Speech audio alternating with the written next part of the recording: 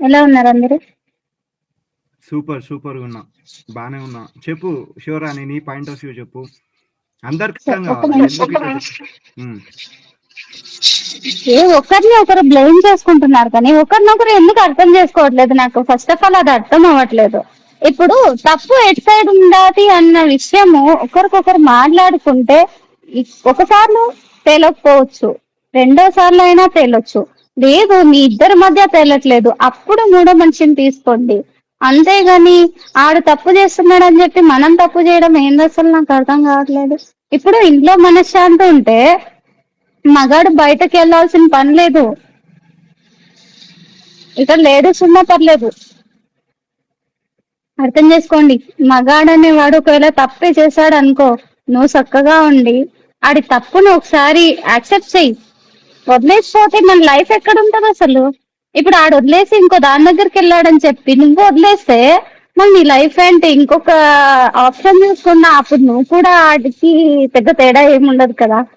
మగాడు ఏంటంటే మగాడ్రా వాడు ఎన్నైనా చేస్తాడంటారు, కానీ ఆడపిల్లకి అలా కాదు కదా. యాక్సెప్ట్ చేయండి అబ్బా. ఫస్ట్ ఆఫ్ ఆల్ ఒకటి రెండు తప్పు, రెండు తప్పులు చూడమని చెప్పట్లేదు. ఒక తప్పు చేశాడు, యాక్సెప్ట్ చేయండి. ఇది తప్పు, ఇది లైఫ్ కాదు. ఒకటికి 4 సార్లు చెప్పి చూడండి. ఓపిక భరించండి. ఆడపిల్ల అంటేనే భరించడం. ఫస్ట్ ఆఫ్ ఆల్ భరించాలి, అర్థం చేసుకోవాలి, అర్థమయ్యేలా చెప్పాలి. డబ్బుని సంపాదిస్తున్నా నేనెందుకు భరించాలి అనుకోవడం ఫస్ట్ ఆఫ్ ఆల్ చాలా తప్పు.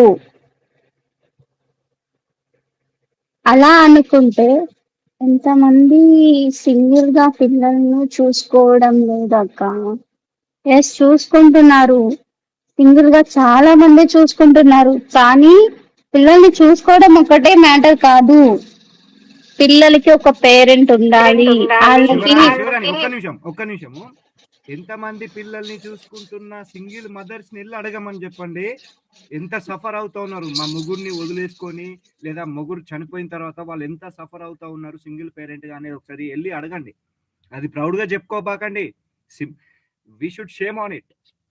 అండ్ ఇంకోటి, రెస్పాన్సిబిలిటీగా తీసుకోవాల్సిన విషయం, అది బాధపడాల్సిన విషయం. అది ఏదైనా ఉన్నప్పుడు తెలీదు వాల్యూ, సింగిల్ పేరెంట్ కి తెలుస్తుంది. అడగండి వెళ్ళి.